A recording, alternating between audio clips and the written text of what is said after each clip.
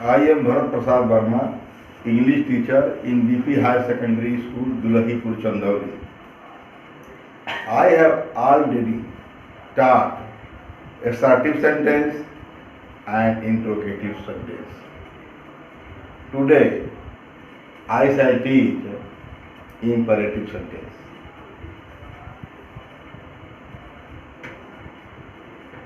Imperative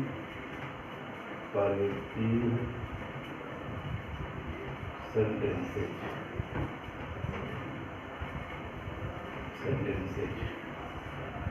commands भी करते हैं, कमांड्स।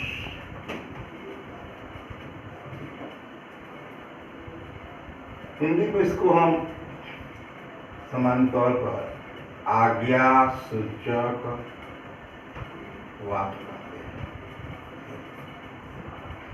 डिफिनेशन देखिए,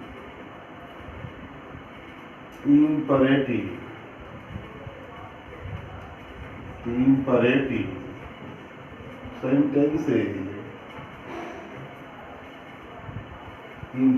sentences are the sentences which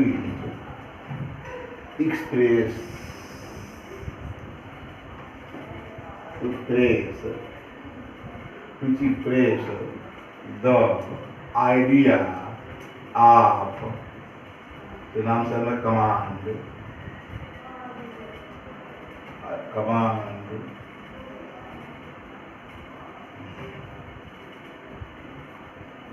idea of command या order, suggestion,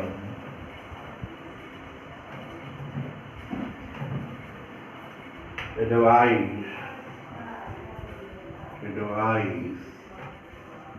or request.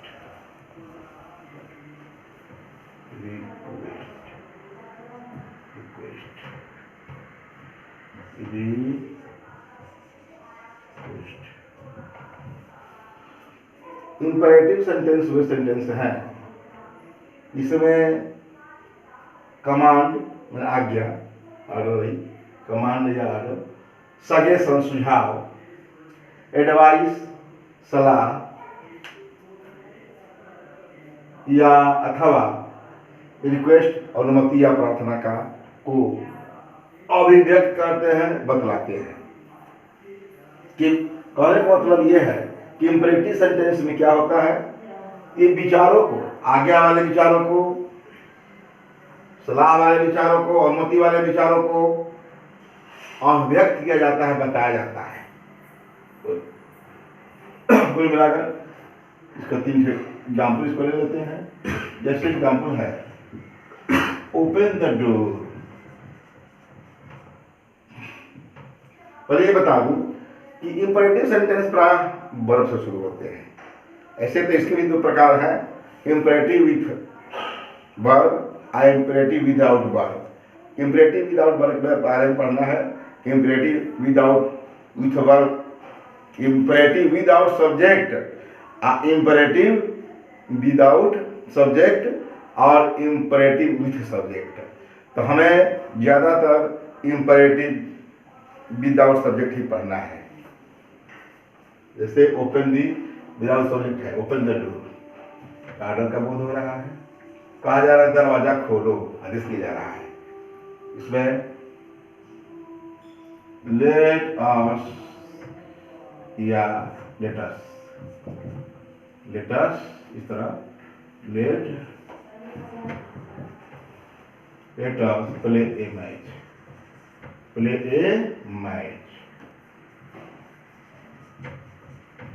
Latus कहे, लेट्स कहे, प्ले ए मैच, इससे लग रहा है सुझाव हो रहा है, चलो एक गेम खेलें, चलो एक खेल खेलें, जा रहा है। मतलब इसको क्या कह सकते हैं अंग्रेजी में, सजेशन।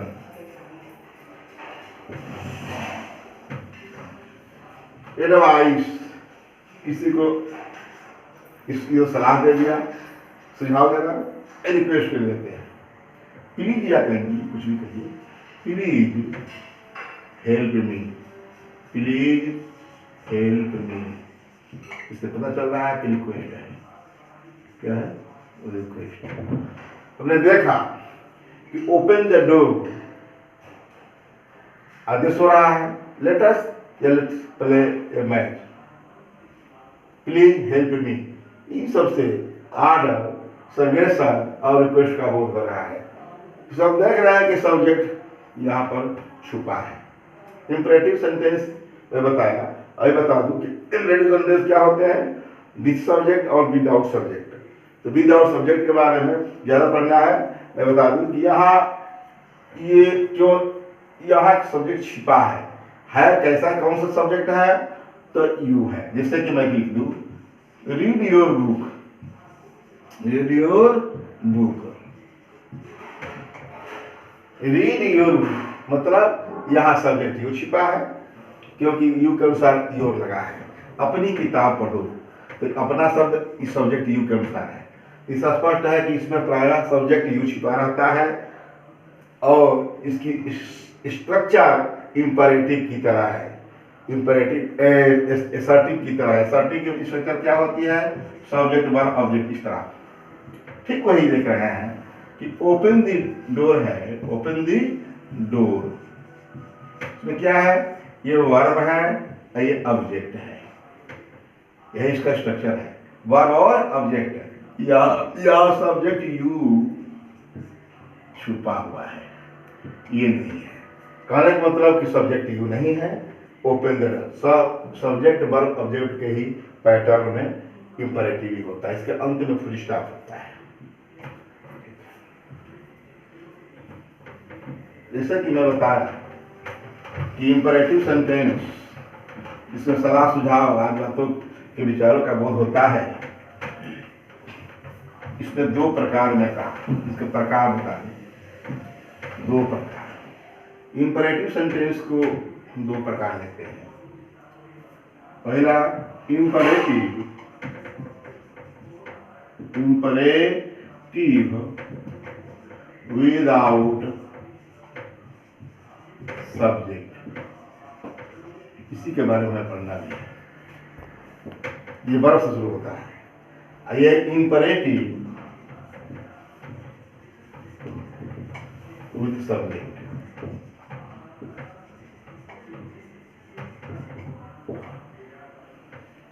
इंपरेटिव विदाउट सब्जेक्ट, बिना सब्जेक्ट वाले इंपरेटिव, और इंपरेटिव विद सब्जेक्ट वाले इंपरेटिव। इसमें यू छिपा रहता है और इसमें यू रहता है। जैसे कहा हेल्प मी, मेरी सहायता करो, साधारण बात है, बैंक किससे कहा जाए हेल्प मी, और कहा जा रहा है इसमें you leave the room, you leave the room. इसे करते समय हमको यहाँ क्या करना पड़ता है, you leave the room, room पर हमारा स्ट्रेस दबाव पड़ रहा है। आप कमरे को छोड़े, मैंने कमरे को छोड़ दो, तो यहाँ पर यू सब्जेक्ट है, यू के सेवा है, क्योंकि किसी बता रहा हूँ, किसके बारे में पढ़ना, अध्ययन करना है विदाउट सब्जेक्ट के बारे में। यहाँ विदाउट सब्जेक्ट के बारे में बता दें, समबॉडी, एनीबॉडी, एवरीबॉडी सब्जेक्ट हो सकते हैं। Somebody open the door, somebody open the door, कुछ लोग दरवाजा खोले, ओपन या समबॉडी, हाँ ओपन द डोर, समबॉडी कुछ, समबॉडी ओपन द डोर, कोई दरवाजा खोले, हो गया। तो ये समबॉडी सब्जेक्ट हो गया, ये वर्ब हो गया, ये ऑब्जेक्ट हो गया। ठीक, इस तरह जो है सब्जेक्ट वर्ब ऑब्जेक्ट का पैटर्न है। समबॉडी, एनीबॉडी, यू को भी लिया गया। कहने का मतलब इंपरेटिव सेंटेंस में विद सब्जेक्ट होता है, तो इसमें यू लिखने के बाद जब यू सब्जेक्ट हुआ तो लास्ट अंत में क्या करना पड़ता है, हमें एक्सक्लेमेशन मार्क लगाना पड़ता है, क्योंकि यहाँ दबाव हो रहा है रूम पर। यू कहा जा रहा है जोर से बोल करके, यू को, यू पर ही स्ट्रेस है, यू लीव द रूम, आप दरवाजा, आप जो है कमरे को छोड़े। यहाँ लीव, यहाँ ये क्या है, ये लीव क्या है, यहाँ उसी प्रकार है जहाँ की हेल्प है। यहाँ ये नहीं कि ये जो है ये लीव स्वतंत्र लीव इस पर निर्भर है, सब्जेक्ट पर। यू लीव द रूम, आप दरवाजा छोड़े और समबॉडी ओपन द डोर। इस प्रकार हमको असली बात पढ़ाना है। इंपरेटिव विदाउट सब्जेक्ट, ये दो प्रकार के होते हैं। एक तो होता है किसी भी वर्ब से शुरू होता है, वर्ब लेट को छोड़कर, और दूसरा लेट वाले इंपरेटिव। ठीक, वर्ब वाले किसी भी वर्ब वाले, किसी भी वर्ब से शुरू होने वाले, और दूसरा लेट वाले या लेट से शुरू होने वाले। कह सकते हैं लेट से शुरू होने वाले, इस तरह मिटा देते हैं। लेट से शुरू होने वाले, लेट से शुरू होने वाले। इस प्रकार इंपरेटिव के दो part, imperative without subject, imperative with subject. इस सब्जेक्ट की बात नहीं करना है हमें, इंपरेटिव विदाउट सब्जेक्ट उसी के बारे में हमें पढ़ना है। Imperative without subject.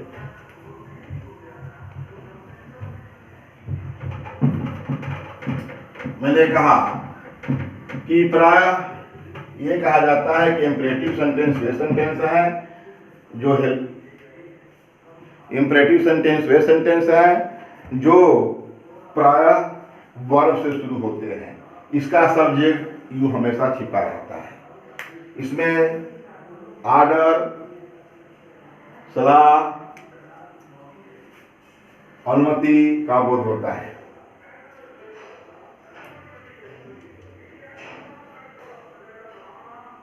इसकी कंस्ट्रक्शन लिख देते हैं, verb plus object plus other word जो है ईटीसी के कहते हैं, अन्य शब्द, वर्ब और ऑब्जेक्ट अदर वर्ड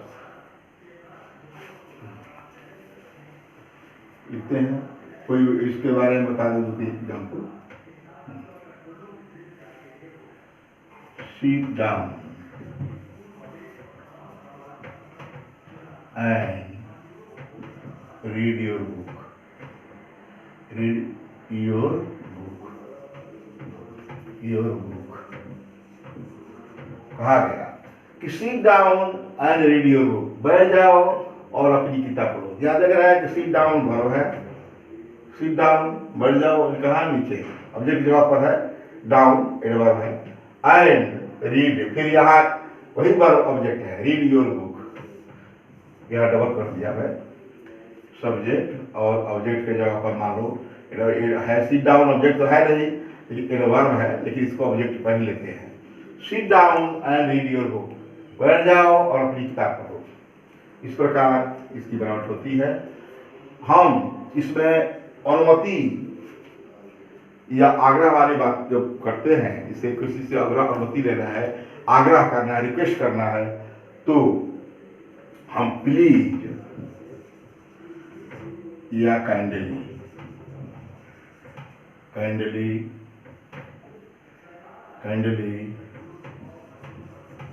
वर्ब से पहले लिख देते हैं, वर्ब से पहले लिख देते हैं, लिखते हैं, या अंत में, या कामा के बाद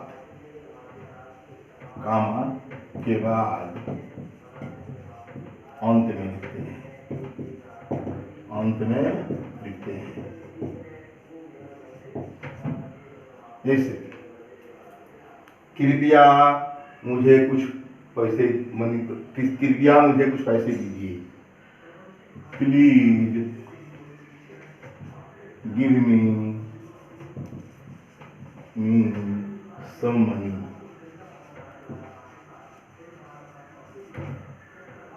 Please give me some money. Give हो गया सब वर्ब, मी ऑब्जेक्ट हो गया, भी ऑब्जेक्ट है, मी ऑब्जेक्ट है, डायरेक्ट बताते हैं, स्टार्टिंग बता चुका हूँ, ये इनडायरेक्ट है, ये क्या है, ये ऑब्जेक्ट है, ये डायरेक्ट ऑब्जेक्ट है, ये इनडायरेक्ट ऑब्जेक्ट है। ठीक, please give me some money, structure वही है। ठीक, या अथवा इसको लिख सकते हैं गिव मी सम मनी, मैं कहा काम लिख सकते हैं, मनी प्लीज।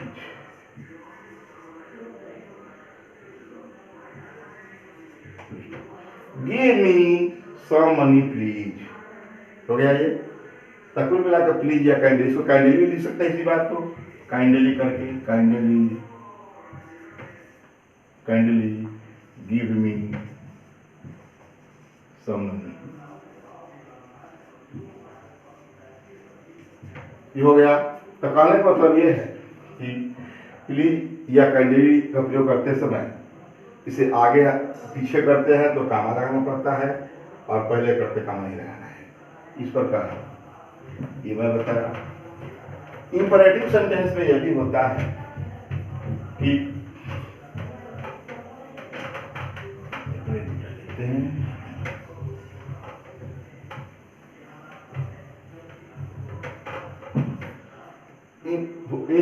इंपरेटिव सेंटेंस का स्ट्रक्चर यह भी होता है वोकेटिव केस एंड नाउन का। नाउन तो फॉर्म जो है एक वोकेटिव केस भी होता है, इसमें कोई नाउन के बाद कॉमा दिया रहता है, या आगे या पीछे होता है, बताइए। उसके बाद वर्ब प्लस ऑब्जेक्ट, जैसे राम मेरी सहायता, राम मुझे एक किताब दो, राम कामा मुझे एक किताब दो, किताब दो लिख दिया।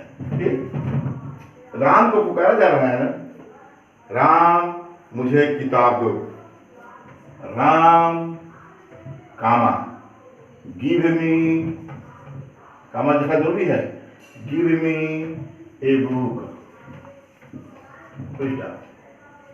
ये देख रहे हैं कि राम के बाद कामा है, रुका गया है, ये नहीं कह सकते कि Ram give me a book, तो ये नहीं, राम गिव्स होता कि प्रेजेंट इंडिफिनिट का टेंस है, क्योंकि इंपरेटिव सेंटेंस में टेंस का कोई प्रभाव नहीं पड़ता, वर्ब एकदम मूल रूप में होता है, ना प्रेजेंट पार्टिसिपल का प्रभाव पड़ता है, वर्ब जो है बेस्ट फॉर्म में होता है, उसका कोई एक प्रकार का फिनिश वर्ब में जो कहते हुए रहता है।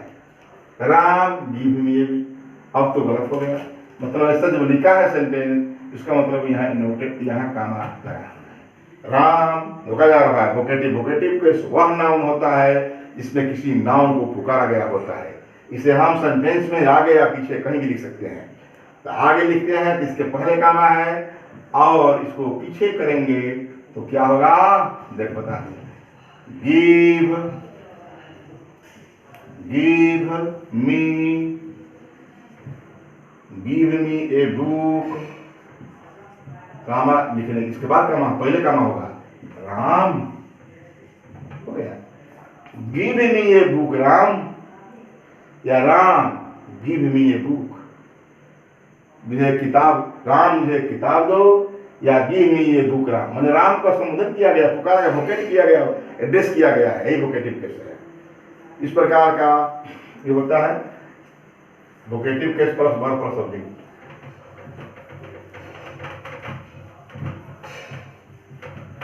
मुझे बताया कि इसमें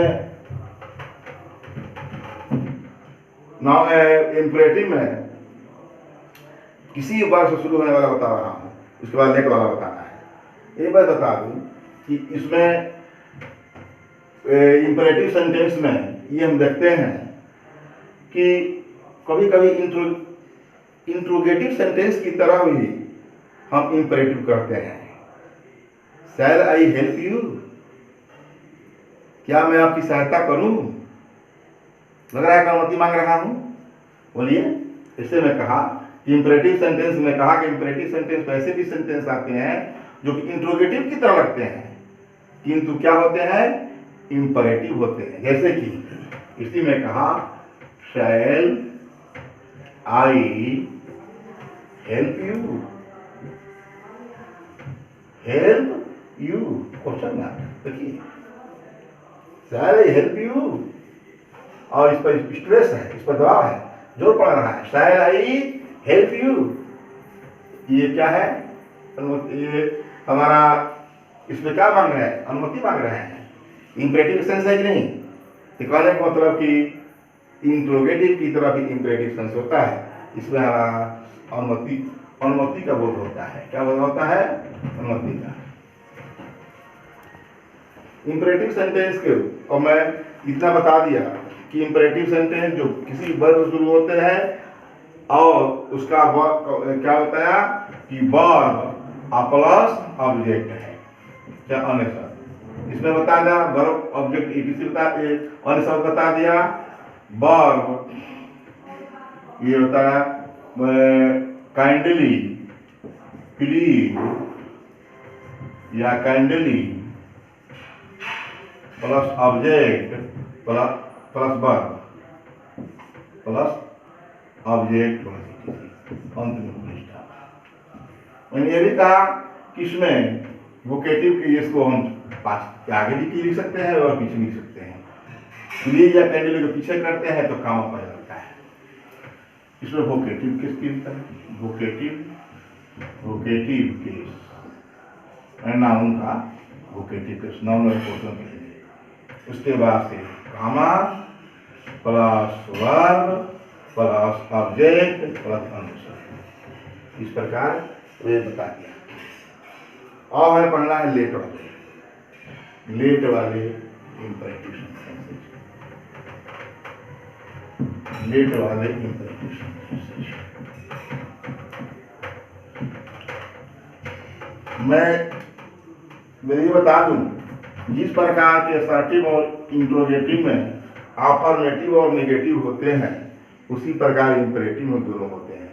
मैं अफर्मेटिव पढ़ा रहा, अभी नेगेटिव बताऊंगा। लेट वाले या लेट से शुरू होने वाले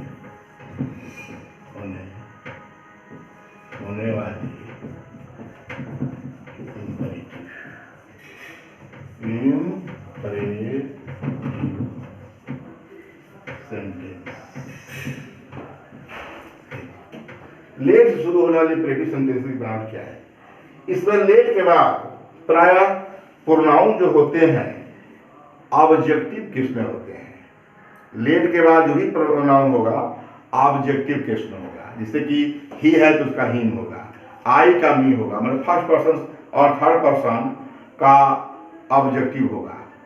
केवल एक जो है लेट के बाद, मैं बता दूं कि लेट के बाद लिख लेते हैं लेट प्लस ये प्रोनाउन मतलब objective case, objective pronoun, objective pronoun कर सकते हैं, ऑब्जेक्टिव केस वाला pronoun plus verb plus object या etc, object plus etc question mark. इसमें तीन भाग होते हैं। पहला, लेट के बाद औस हो तो, मैं इसलिए बता रहा हूं कि लेट के बारे में विस्तृत रूप से कि डायरेक्ट इंडायरेक्ट पढ़ाते समय काम देगा। लेट के बाद ही औस हो तो उससे प्रोपोजल या सजेशन का बोध होता है। प्रोपोजल या प्रस्ताव या सजेशन का बोध होता है, सजेशन का बोध होता है। चलो एक गीत गाएं, let us sing a song, let us sing a song. Let के बाद अस ऑब्जेक्टिव है, ये है, वी का अस होता है, चलो हम लोग एक गीत गाएं, दिन इसका अर्थ है चलो हम लोग एक गीत गाएं। Let us sing a song. Let है, अस जो है प्रोनाउन, मैं बताया ऑब्जेक्टिव प्रोनाउन है, और सिंग वर्ब है, ए सॉन्ग ऑब्जेक्ट है। इसको हम इस तरह लिख सकते हैं, लेट अस, लेट्स अस, चलो चलो सड़क पर दौड़े, let's run on the road. हो गया, ये रन हो गया सब वर्ब, और ऑन द रोड जो है एडवर्ब हो गया। ठीक, मैं बताया कि ऑब्जेक्ट के जगह पे एडवर्ब भी होता है, यदि कॉम्प्लीमेंट भी होता है। Let us run on the road, चलो सड़क पर दौड़े। कहने को तो लेट के बाद अस हो तो उससे प्रपोजल या सजेशन का बोध होता है।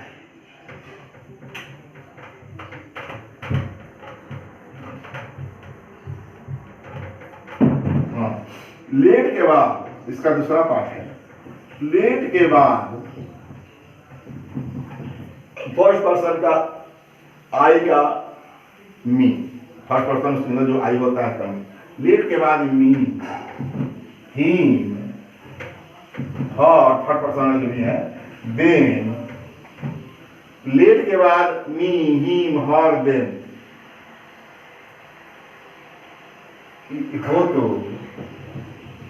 हो तो उससे आग्रह, रिक्वेस्ट का बोध होता है, रिक्वेस्ट का बोध होता है। जैसे कोई कहता है मुझे जीने दो, मुझे जीने दो, रिक्वेस्ट कर रहा है मुझे जीने दो, let me live, let me live, मुझे जीने दो।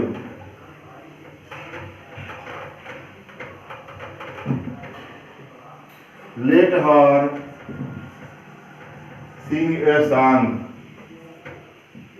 सिंग ए सॉन्ग, इसकी सब कर लेते हैं।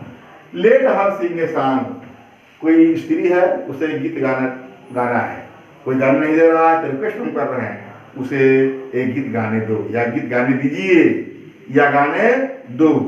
लेट लिख रहे हैं, हर जो है क्या है, ऑब्जेक्टिव है, ऑब्जेक्ट है लेट के बाद, उसके बाद से सिंग क्या है, ऑब्जेक्टिव केस के रूप में है, प्रोनाउन है, ऑब्जेक्टिव केस है, और सिंग वर्ब जानी है, और ये सॉन्ग जो है ऑब्जेक्ट है सेंटेंस का।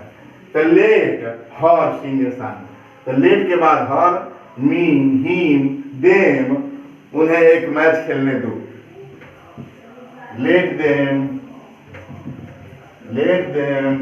Play a match, play a match, हो गया, उन्हें एक मैच खेलने दो। मान लड़के, हम लोग के लॉकडाउन का समय है और हम लोग घर के पूरब की तरफ जो लड़के खेल रहे हैं और लोग कुछ बोल रहे हैं कि नहीं खेल, मैं तो उसमें किसी ने कहा रिक्वेस्ट कर, मेरे जाने दो भाई, उन्हें खेलने दो, तो रिक्वेस्ट हो रहा है कि let them play a match, उन्हें खेल या एक खेल खेलने दो। कहने का मतलब कि लेट के बाद मी, हिम, हर, देम हो तो हम क्या समझेंगे, उससे रिक्वेस्ट का बोध हो रहा है, आग्रह किया जा रहा है। अब बात करते हैं इसका तीसरा विषय, लेट के बाद आर्डर और आदेश का बोध कैसे होता है।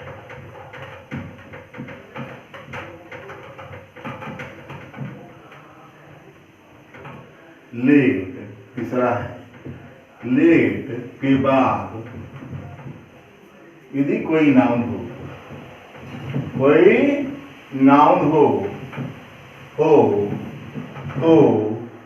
उससे ऑर्डर का बोध होता है, आदेश का बोध होता है। जैसे कि राजा कह रहा है, या राजा कह रहा है कि पहले जमाने में राजा लोग आदेश देते थे फांसी पर लटकाने के लिए या स्वतंत्र छोड़ने के लिए। वही मान लीजिए कोई कह रहा है उस आदमी को स्वतंत्र छोड़ दो, या उस let the man set be free, set be free, let the man noun हो गया, set be free, let the man be set free. Let the man be होगा ना, बी वर्ब है, let the man be set free, से भी स्वतंत्र करना, let the man be set free. Let का नाम हो गया, ये वर्ब हो गया और ये ऑब्जेक्ट हो गया। उस आदमी को स्वतंत्र कर दो। राम को बुलाओ, लेट, या राम को वहां जाने दो, लेट राम गो देयर। कहा ना, लेट के बाद कोई नाउन है तीसरा ऑर्डर को, let Ram go there, Ram को वहां जाने दो। हो रहा है, स्पष्ट हो रहा है ना। Late the man be set free, उस आदमी को स्वतंत्र कर दो। लेट द वोमैन हैंग, उस औरत को लटका दो। तीसरा कहने का मतलब यह है कि लेट के बाद कोई नाउन हो तो क्या है, ये इससे ऑर्डर का बोध होता है। मैं लेट के बारे में स्पेशली इसलिए बताया कि लेटस के बाद ये डायरेक्ट से देख पाएंगे तो सब काम आएगा। लेटस के बाद सजेशन या सजेस्टेड इस तरह बताया जाएगा। लेट के बाद यदि मैं लेट के बाद नाउन है तो उसका ऑर्डर का बोध होगा, रिपोर्टिंग वर्ब के लिए काम देगा। अब मैं बात करता हूँ इन लेट वाले और बिना लेट वाले वर्ब से शुरू होने वाले इंपरेटिव के बारे में बताया।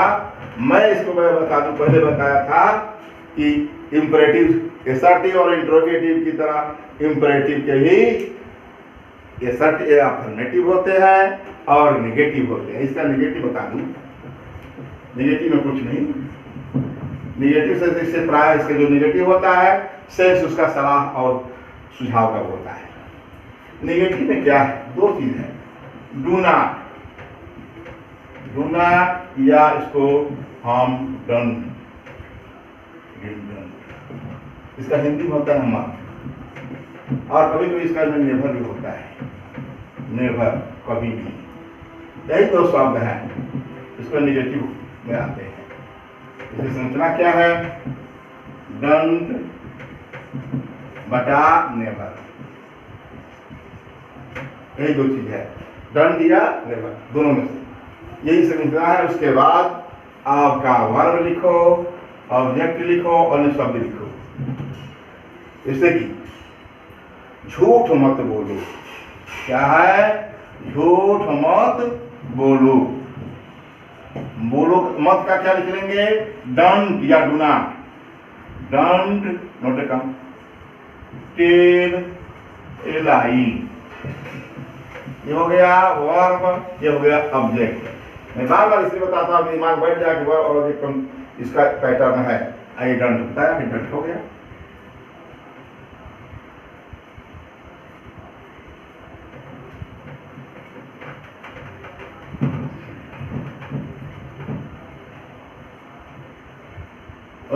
कभी क्या मैं कहा था, नेवर के बारे में कहा था, कभी नहीं लिख दिया था शायद, कभी नेवर मैंने कभी मत, वो तो एसर्टिव में कभी नहीं होता, यहाँ कभी मत होगा, वहाँ मत, वह यहाँ कभी मत। मैं एसर्टिव की तरह बता दिया था कि हमारा कभी नहीं, कभी मत। दूसरों को परेशान कभी मत करो, दूसरों को परेशान कभी मत करो, मत करो। Never, never trouble others. देखा, नेवर हो गया, ये वर्ब हो गया और ये ऑब्जेक्ट हो गया। देखा, नेवर ट्रबल अदर्स। ये मैं और ये देख रहे हैं कि जितना भी लिखा जा रहा है नेवर और डू नॉट से देख रहे हैं कि जरूर इसमें सुझाव या सलाह सजेशन का बोध हो रहा है।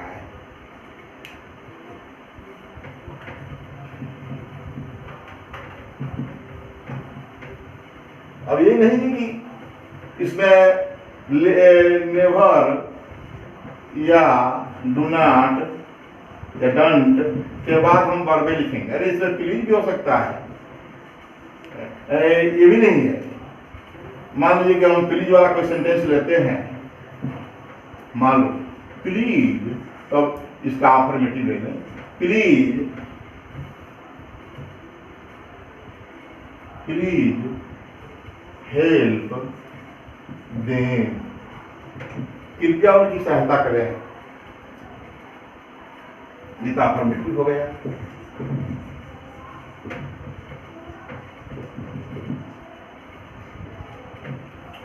इसका कहते हैं कि कृपया उनकी सहायता मत करें, कहते हैं ना, कृपया मना कर, कृपया उनकी सहायता मत करें। प्लीज जो कहते हो डोंट, इसका नेगेटिव बनाना है हमको। प्लीज डोंट हेल्प देम हो गया, कृपया उनकी सहायता कर मत करें। प्लीज हेल्प देम और प्लीज डोंट या डू नॉट हेल्प देम। देख लिया कि प्लीज हेल्प दे या प्लीज डू नॉट हेल्प दे या डोंट हेल्प दे, इनके साथ भी हो गया। उसी प्रकार नेवर भी हो जाएगा। इस प्रकार इंपरेटिव सेंटेंस के बारे में बताया। क्या बताया कि इंपरेटिव सेंटेंस वे सेंटेंस हैं जिनमें आज्ञा, सलाह, सुझाव या प्रार्थना या रिक्वेस्ट कहिए के विचारों को अभ्यक्त करने वाले बातों का बोध होता है, और ये प्रायः वर्ब से शुरू होते हैं। अधिकांशतः ये वर्ब से ही शुरू होते हैं और इनका सब्जेक्ट यू होता है जो अंडरस्टूड रहता है, छिपा रहता है।